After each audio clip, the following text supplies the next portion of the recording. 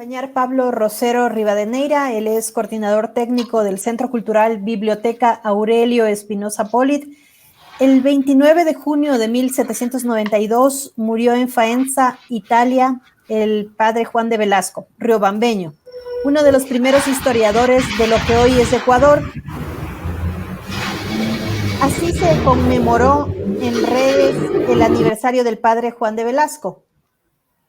¿Por qué se dice que él es uno de los primeros historiadores y no el primero? Esto le quiero preguntar a Pablo Rosero Rivadeneira. Gracias por acompañarnos en este espacio.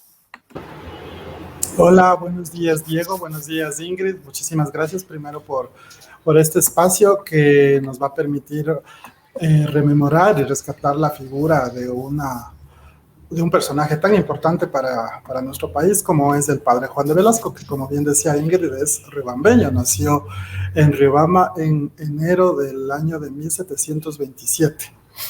Luego a sus 17 años ingresó a la Compañía de Jesús e inició su formación jesuita. De eso ya hablaremos más adelante. En relación a la pregunta que plantea Ingrid, ¿por qué decir uno de los primeros y no el primero? Es porque también, a ver, la historia no es estática, primero que nada. Entonces, no es tan apropiado, desde mi punto de vista, hablar de este fue el primero. A veces tenemos una obsesión, porque ¿quién es el primero? ¿Quién fue el...? Y es un tanto inútil tener esa discusión. Yo pongo que es uno de los primeros, porque posiblemente también hay personalidades que se dedicaron a la historia y que quizás no han trascendido en el plano de nuestro país. Por ejemplo, por poner un caso, alguien a quien conoció el mismo padre Juan de Velasco fue un cacique de Otahualo que se llamó Jacinto Coyahuaso. Algunos autores dicen que el padre Velasco lo conoció cuando el padre Velasco era muy joven y Coyahuaso ya era bastante anciano. Otros dicen que no, que lo que conoció el padre Velasco fue un manuscrito de Coyahuaso. Entonces, miren, bueno, con estas discusiones aparte, Coyahuaso, por ejemplo, fue un cacique que él escribió una historia de las guerras civiles entre Huáscar y Atahualpa, que lamentablemente el corregidor de Ibarra de aquella época ordenó que se queme esa obra. Y en la sentencia en la cual ordena que se queme esta obra, se dice porque contiene cosas que no conviene que sepa un indio. Imagínense lo terrible que suena eso. Pero luego Coyahuaso protestó ante la audiencia y logró que se revoque de alguna manera esa decisión tan basada en la ignorancia y le permitieron reescribir. Entonces él volvió a reescribir su libro, este libro sobre las historias entre Huáscar y Atahualpa, y ese manuscrito fue el que sabemos llegó a manos del padre Velasco, pero no sabemos qué pasó después, y de lo que se sabe hasta ahora ese documento está perdido, y es una pena porque nos hubiera permitido conocer de labios de un indígena cuál era su visión sobre este acontecimiento de la conquista española. Entonces, por ejemplo, ahí nada más para citar un ejemplo de otras personalidades que ya se dedicaron al cultivo de la historia, y así podríamos hablar de otras, incluso antes del padre Velasco estuvieron cronistas de Indias, etc. Sin embargo, el padre Velasco tiene un gran mérito y es el primero que comienza de alguna manera a sistematizar, o podemos llamarlo de una manera moderna, aunque quizás es inapropiado, pero él comienza a recopilar toda esta tradición oral que venía del mundo indígena y la comienza a poner por escrito.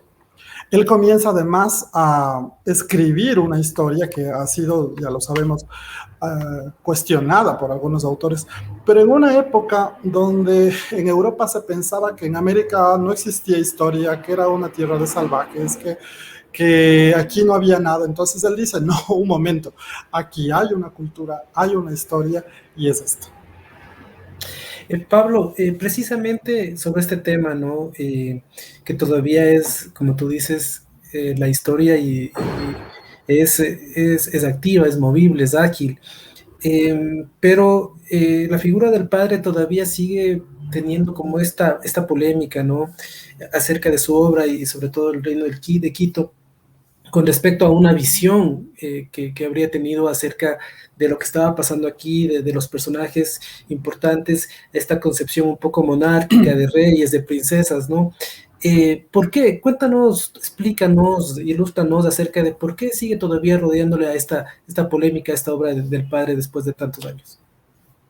Bueno, esta es una polémica que más o menos empieza a inicios del siglo XX.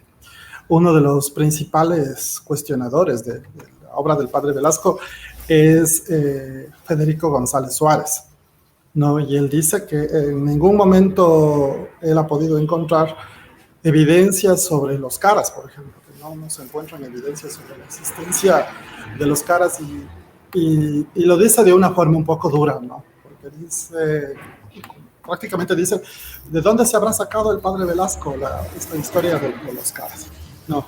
Entonces, y junto a él asoman otros críticos, ¿no? Que también son de la misma línea de González Suárez, hasta Jacinto Gijón y Tamayo, por citar uno más. Sin embargo, yo creo que es muy importante, sumamente importante, entender el momento histórico en el que el padre Velasco escribe su obra.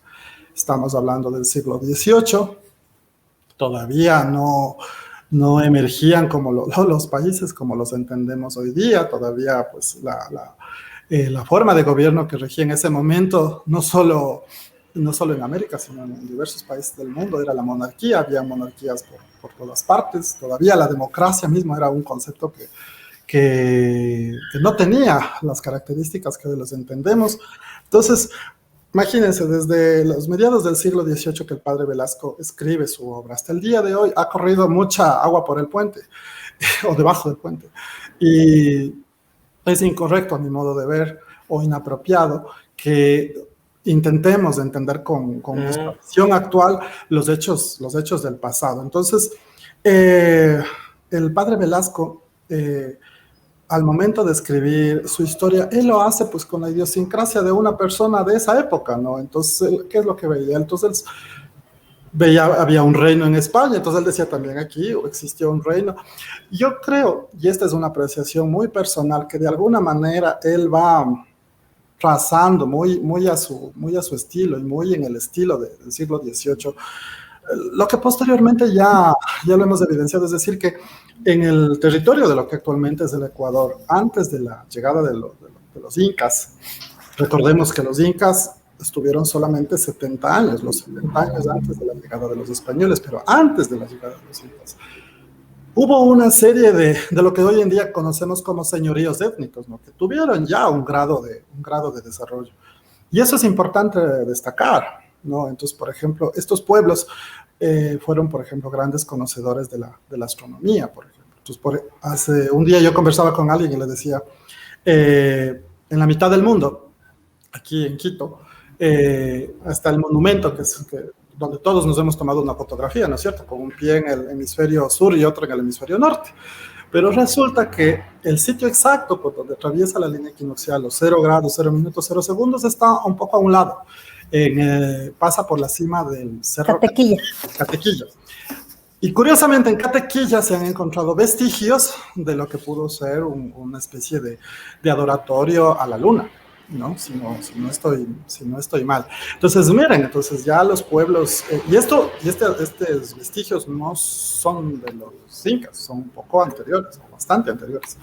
Entonces, ellos ya conocían de su posición en el mundo, etcétera. Entonces, el padre Velasco de alguna manera se hace eco de este grado de desarrollo que ya tenían estos pueblos originarios, de esta historia que tenían. Como yo decía hace un momento, el padre Velasco pone sobre el papel lo que pasaba de tradición de padres a hijos entre los indígenas, y eso a mí me parece muy meritorio. El padre Velasco además recupera gran parte de nuestros mitos, y todo pueblo tiene sus mitos, ¿no?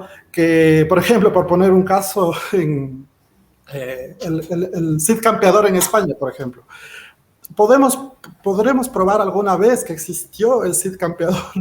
No lo podremos probar a ciencia cierta, pero está en el espíritu de ese país, está en la memoria colectiva de ese país. Entonces, los mitos de alguna manera son importantes, pero también hay que mirarlos de una forma crítica y no leerlos literalmente.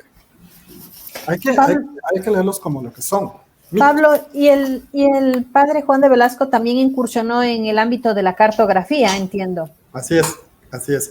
Justamente el día del aniversario de la muerte del padre Velasco compartíamos un fragmento de uno de los mapas del padre Velasco, que es la Carta General de las Provincias del Quito propio, dice ahí el mapa, no propio, sino propio, es la palabra que utiliza el padre Velasco. Entonces, ahí traza un mapa, esto ya lo hace en Italia, ¿no? Y sobre eso hay algo muy importante que podemos mencionarlo.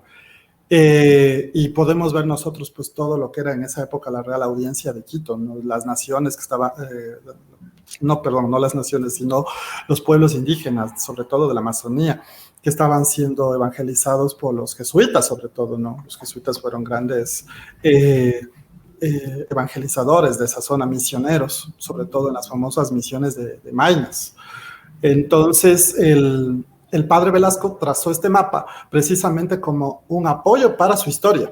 Recordemos que el padre realiza 3 tomos de su historia. El primer tomo lo destina a lo que es la historia natural, el segundo tomo a la historia antigua y un tercer tomo a la historia moderna. Así divide él su famosa historia del Reino de Quito. Pablo, también había esas dudas, ¿no? De que tú lo exponías también, el tema de que se pensaba de que el padre fue y de memoria escribió todo, ¿no? Una vez que fue expulsado de lo que es Ecuador el día de hoy. Sí. ¿Bajo qué sustentos el padre escribe estos 3 tomos de los que nos has hablado? Justamente lo que tú acabas de decir, esto que el padre escribió de memoria, es uno de los principales argumentos que se esgrimen para desacreditar la obra del padre Velasco. Entonces hay gente que dice, no, el padre eso escribió de memoria, lo que se acordaba en Italia cuando ya estaba expulso. Hay un antecedente bien importante para tener en cuenta. Año de 1767. Los jesuitas son expulsados de los territorios españoles. Y el padre Velasco es uno de ellos. Y la orden de destierro decretada por el rey Carlos III le sorprende en Popayán. Él estaba destinado al colegio de Popayán, que era parte de la provincia jesuita de Quito. Entonces, es desde Popayán desde donde sale el padre Velasco.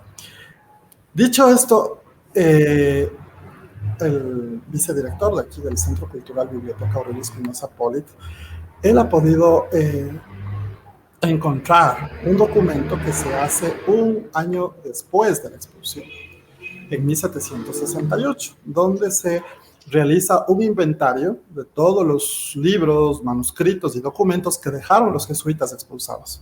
Y se encuentran muchos documentos de otros jesuitas contemporáneos del padre Velasco, pero no se encuentran en ese listado, no se encuentran los del padre Velasco. Deberían estarlo, porque está probado que él salió de Popayán. Entonces, esto lleva a pensar que el padre Velasco sí pudo sacar sus libros, sus apuntes, todo el material que tenía recopilado a través de tantos años que él trabajó y compiló material, ¿no? Tantos años que él investigó. Muchas veces los detractores, sobre todo el padre Velasco, han dicho que él no pudo sacar nada porque la orden de expulsión decía que no pueden llevarse nada. Y eso no fue tan así. En muchos, el decreto del rey de España de expulsión pedía que se los trate con benevolencia. No siempre ocurría eso, pero en Popayán de alguna manera sí los trataron a los jesuitas con cierta deferencia. Entonces, padre Velasco sí tuvo el chance de llevar sus documentos, sus manuscritos, y además a sus compañeros de infortunio, a los otros jesuitas exiliados, pedirles también que lleven gran parte de sus materiales y de sus libros.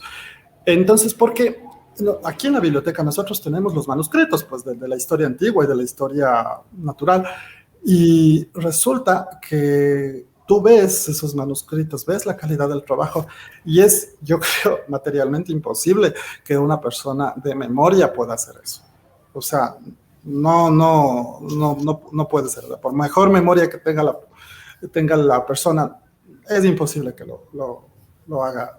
Un trabajo de esa envergadura lo puede hacer. Entonces, indudablemente el padre llevó. Y luego también hay, tú me preguntabas, Diego, sobre las fuentes del padre Velasco. Uh-huh.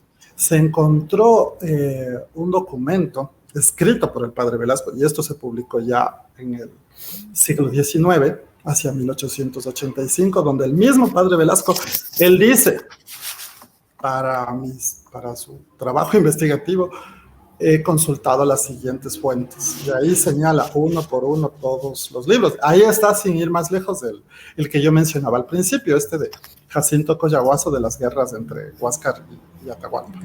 Entonces, en conclusión, no es una obra escrita de memoria, no es escrita por la imaginación del padre Velasco, es una obra que sí, que puede tener, por supuesto, no podemos tomarla de manera literal, hay que entenderla en el contexto en el que fue escrita, con la mentalidad de una persona del siglo XVIII, pero es una obra indudablemente que merece ser apreciada y conocida por los ecuatorianos. Bueno, Pablo, quiero agradecerte, como nos dicen en las redes, pues la historia de todos los países y de Ecuador, de lo que somos hoy como país, también es sumamente fascinante. Yo quiero dejarte que le puedas contar un poco a nuestra audiencia estos servicios que presta el Centro Cultural, que es de donde pues tenemos todas estas fuentes y qué es lo que pueden encontrar. No sé si ya hay presencialidad un poco ahí. Claro que sí. Bueno, el Centro Cultural Biblioteca Aurelio Espinosa Polit es quizás una de las instituciones más importantes en lo que se refiere a conservar la memoria histórica del país. Tenemos 92 años de vida. Empezamos en el año 1929, nos fundó el padre Aurelio Espinosa Polit. Hoy en día tenemos 3 áreas definidas: la biblioteca, el museo y el archivo histórico. La biblioteca tiene más de 500,000 de libros, todos especializados en autores y temas ecuatorianos. El archivo histórico igual tiene alrededor también de 500,000 de documentos históricos. Gran parte de ellos están digitalizados. Los investigadores pueden consultar a través del catálogo en línea en nuestra página web www.beaep.es. Pueden acceder al catálogo, consultarlo, y si desean adquirir algún material que les interese, lo pueden hacer. Ahí se indica el correo al que tienen que escribir para acceder a ese material. También lo pueden hacer a través de las redes sociales. Estamos esperando ahora que ya todos nosotros, todo el personal, estemos vacunados para poder retomar el servicio. Ya ahorita el 50% de nuestro personal ya está vacunado, gracias a Dios, y esperamos que todos estemos 100% vacunados para ofrecer también seguridad, ¿no? Para cuidarnos entre todos contra este terrible virus que ha venido a trastocarnos. Listo, Pablo, yo te quiero agradecer, como siempre, gracias por tu apertura, y a seguir conversando sobre historia en próximas emisiones, te comprometo también. Muchas gracias. Gracias, buenos días. Y nos vamos con lo último, también a hablar de derechos, así que atención, por favor. Fomentemos el diálogo, aquí en tu programa, Entre Amigos y Conocidos.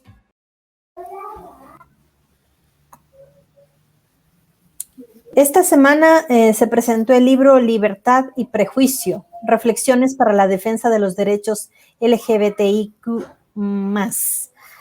Saludos a Andrés. Tenemos con nosotros a Andrés Ricaurte, nos acompaña para hablar sobre esta obra que se presentó. ¿Cuál es la importancia de esta obra que han presentado, Andrés, si nos puedes comentar? Buenos días. Hola, buenos días Ingrid, buenos días Diego, es un gusto estar aquí acompañándoles en este espacio. Muchas gracias por la invitación, por supuesto.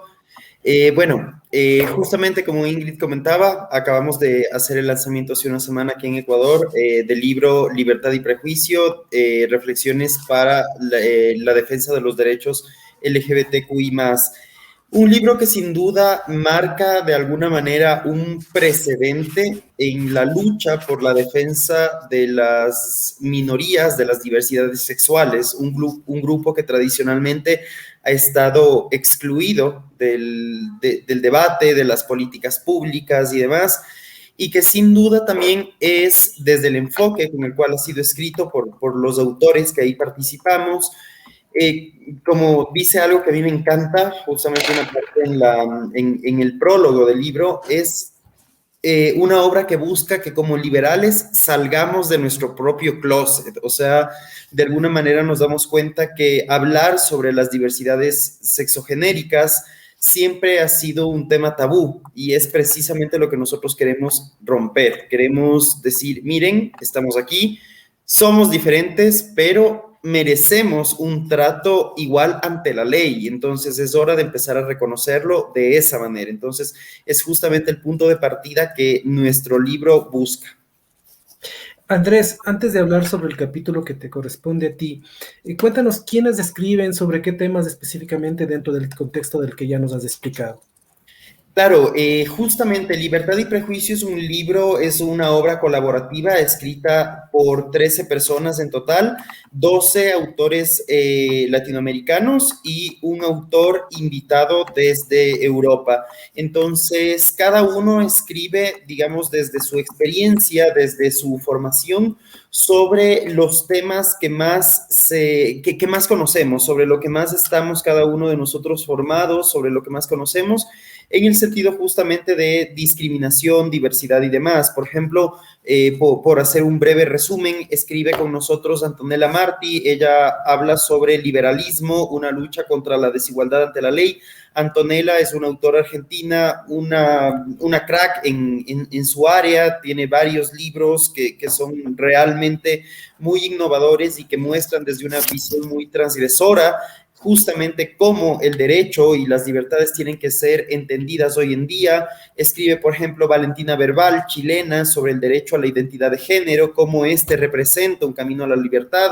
Tenemos entre nosotros a María Cecilia Villegas, una autora peruana que habla sobre las vulneraciones de las libertades de las personas LGBT y cuáles son sus costos en la sociedad.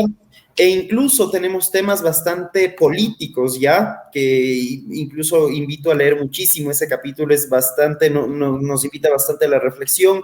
Iván Carrino, que habla sobre la nueva derecha, diversidad sexual y liberalismo, y cómo básicamente muchas personas que hablan ser de derecha realmente se escudan con una visión conservadora. Entonces, es un libro bastante, con muchos temas muy contemporáneos que invitan mucho a la reflexión y por supuesto Yesenia Álvarez y Diego Atto, que son los editores de la obra y que también, que también han colaborado con sus capítulos dentro de esta obra, que nos hablan justamente un poco sobre liberalismo, homosexualidad, homofobia, y de igual manera estigmas compartidos, de qué manera las personas LGTBQ+, junto con las personas con diversidad funcional, han sido aquellas que de una u otra forma más, digamos, la sociedad ha intentado reprimir. Entonces, es una obra bastante interesante, muy completa, como digo, cada uno de los autores aborda diversas temáticas desde su experiencia, desde su formación,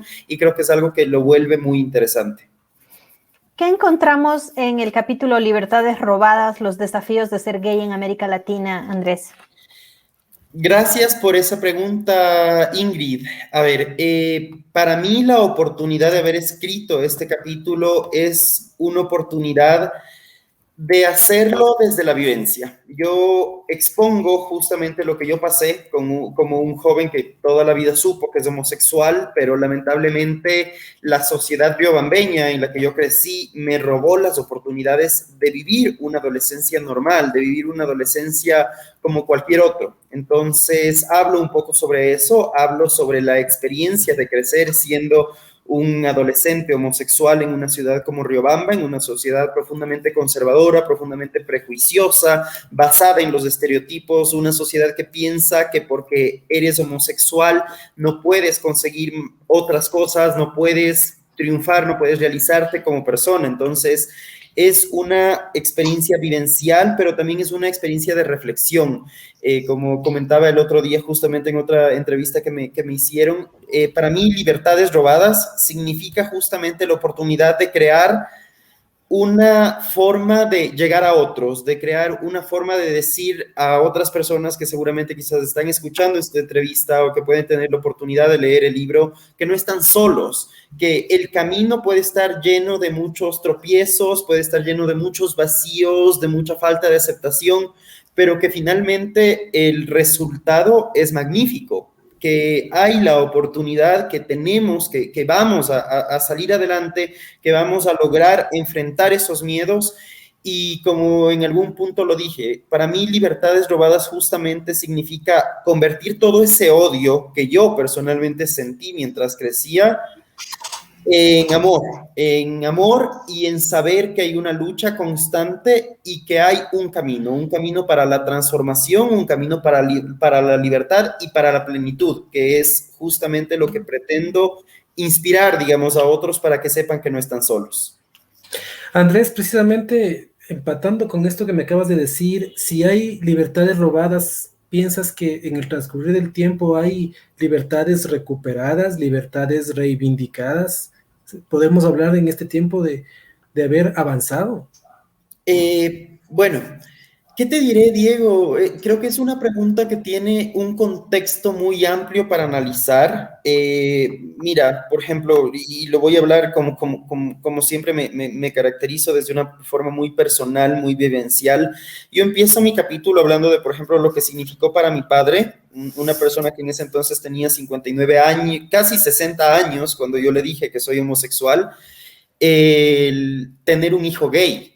Y el problema de mi papá no fue realmente con quién yo me acuesto, no. El problema de mi papá fue más en el sentido de qué va a decir la gente, qué van a pensar sobre el hecho de que mi hijo sea gay. Entonces, creo que ese es gran parte del problema que existe, gran parte de esta libertad que nos ha sido coartada.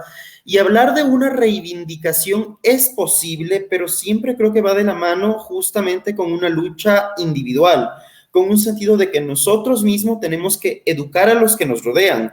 Hoy en día yo con mi padre puedo tener conversaciones mucho más abiertas en el sentido de, mira, estoy saliendo con un chico, o estoy conociendo a alguien, o cosas por el estilo. Y creo que esa es una gran reivindicación en un sentido individual, porque lamentablemente siempre hemos tenido también ese problema, al menos la sociedad ecuatoriana y en general creo que la sociedad latinoamericana es una sociedad demasiado paternalista. Creemos que el Estado es el único que puede reivindicar derechos, es el único que nos puede reconocer derechos. Entonces, creo que también es una cuestión de ir dejando un poco de lado ese pensamiento, independientemente de que se haga o no, de que el Estado nos ayude o no. Creo que es una cuestión también propia, es una cuestión individual, de decir, mira, aquí estoy y mi voz no va a ser callada, o mira, yo soy esta persona, como les digo, de mi experiencia personal, mira, yo soy tu hijo, y el hecho de que mi orientación sexual, o sea, el hecho de que sea homosexual, el hecho de que tenga una atracción física, sentimental y sexual por otros hombres, no cambia eso, no cambia absolutamente nada. Entonces, creo que esa reivindicación, esas libertades, también van de la mano con la educación que nosotros podemos hacer a las personas que nos rodean. Andrés, sin duda deben haber todavía muchas barreras, dificultades, violaciones a los derechos de la población LGBTI.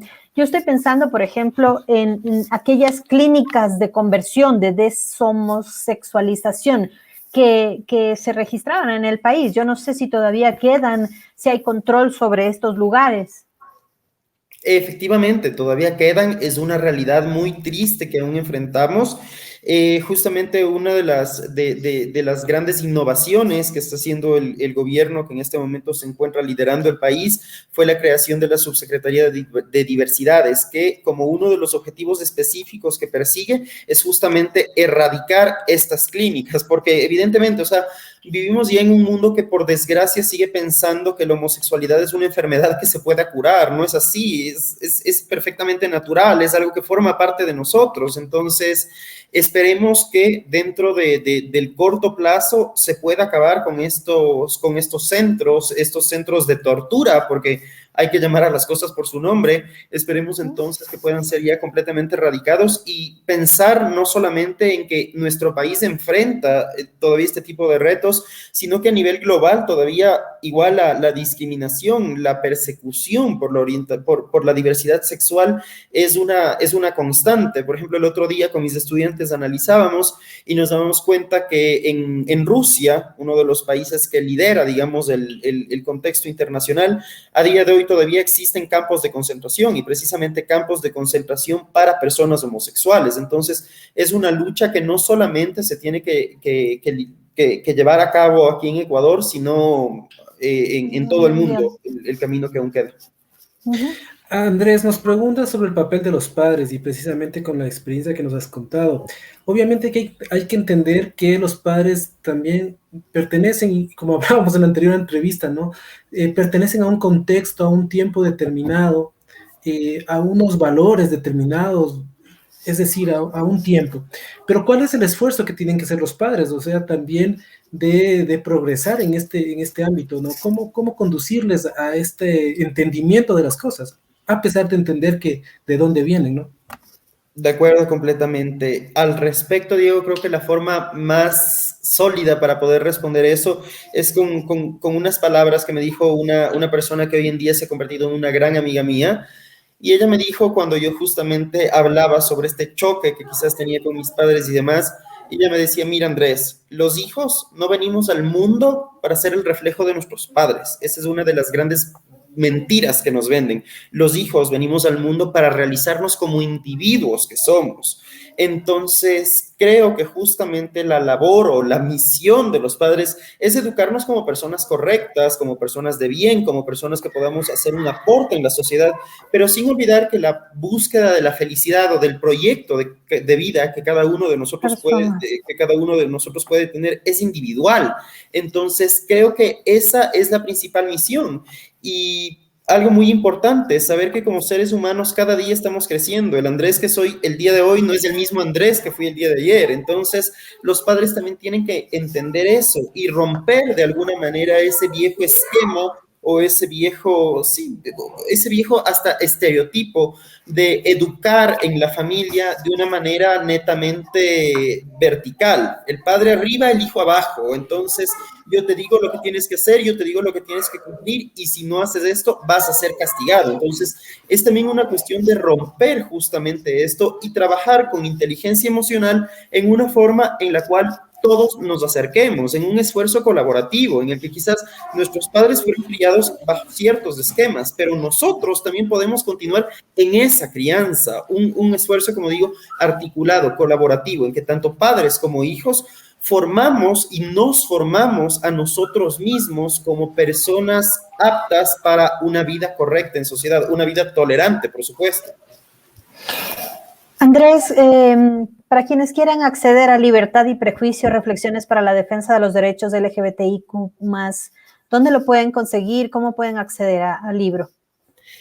Justamente, Ingrid, bueno, el libro está disponible para su lectura gratuita a través de Issue en la página del Instituto Político por la Libertad, que es justamente la organización sin fines de lucro, es una organización peruana con sede en Lima, que motivó, que impulsó este proyecto con el apoyo de la Fundación Naumann para los países andinos. Entonces, Libertad y Prejuicio está disponible para su lectura gratuita justamente a través de esta página web.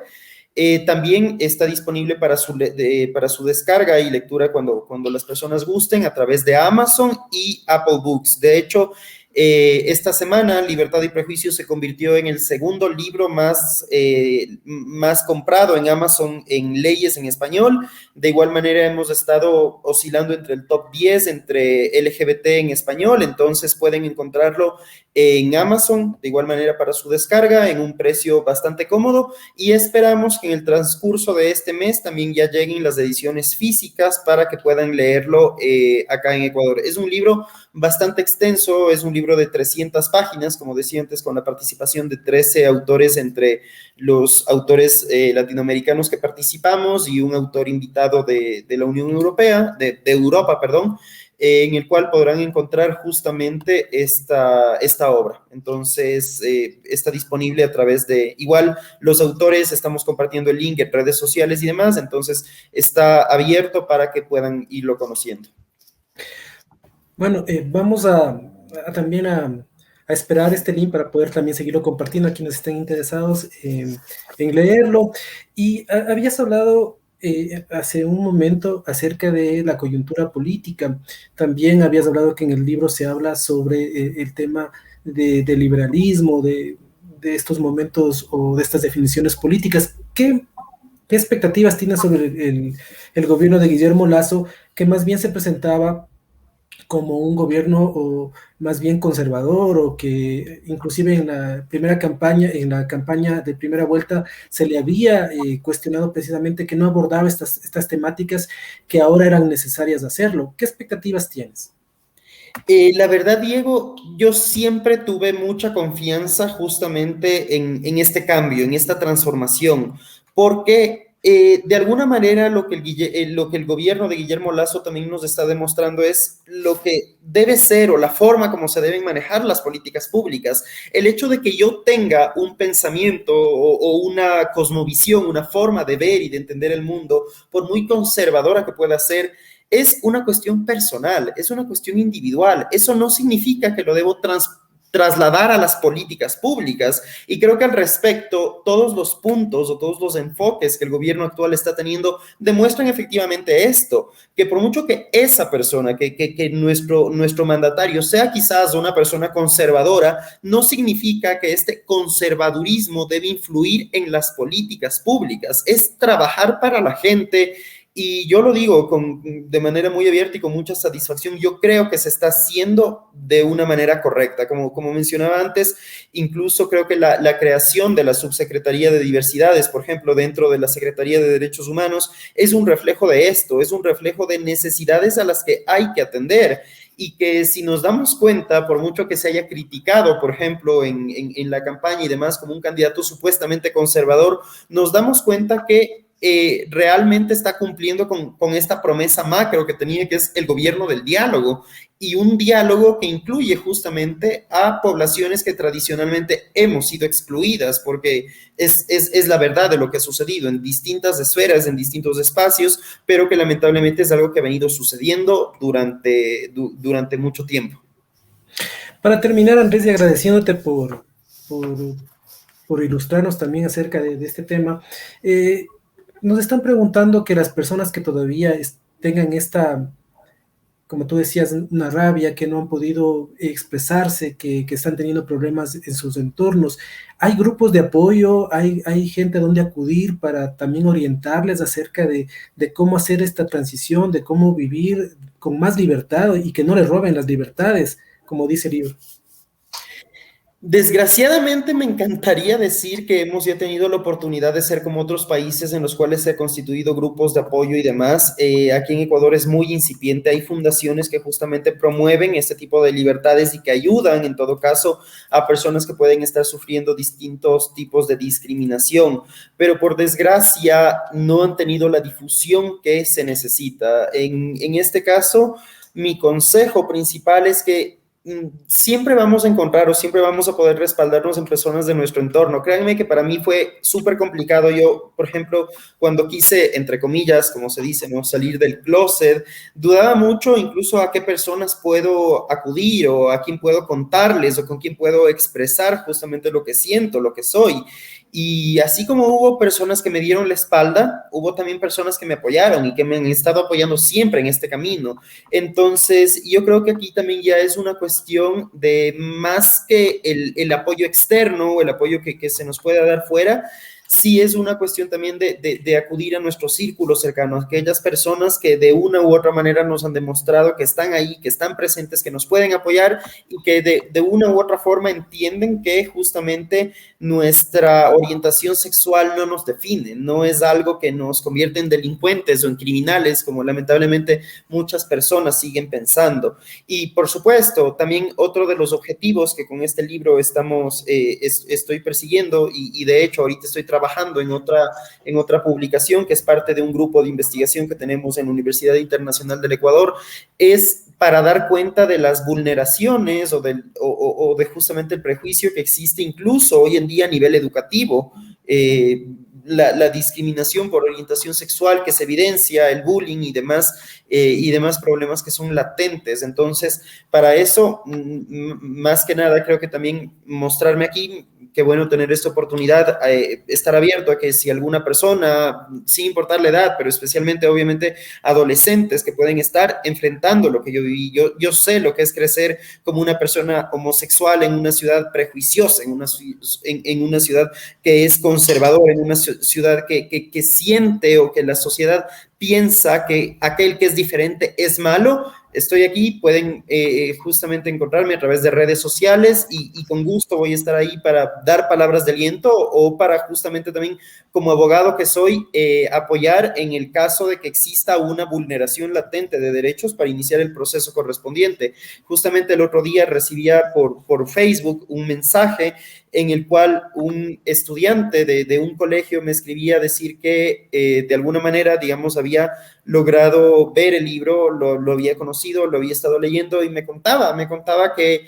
él vive lo mismo que yo y que la situación es insufrible. Entonces digo, miren, yo escribí esto de mis recuerdos que quizás los viví hace 10 años, pero en 10 años pocas cosas han cambiado. Y él me contaba y se me llenaban los ojos de lágrimas cuando leía justamente la historia de que me decía, es que me molestan, yo estoy feliz que exista una pandemia, porque no tengo que verles a mis compañeros todos los días, porque solo me conecto a clases y ya no me hacen bullying, me escondían las cosas, me decían maricón todos los días y cosas por el estilo. Y lo digo con esta crudeza porque hay que ser crudos, hay que ser realistas sobre lo que pasa.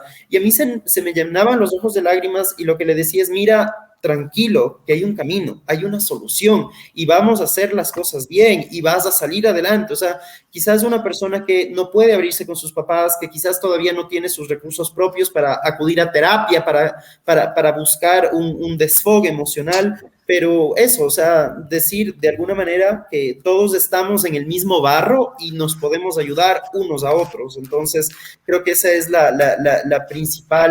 el principal aporte o la forma principal de ayuda que podemos dar.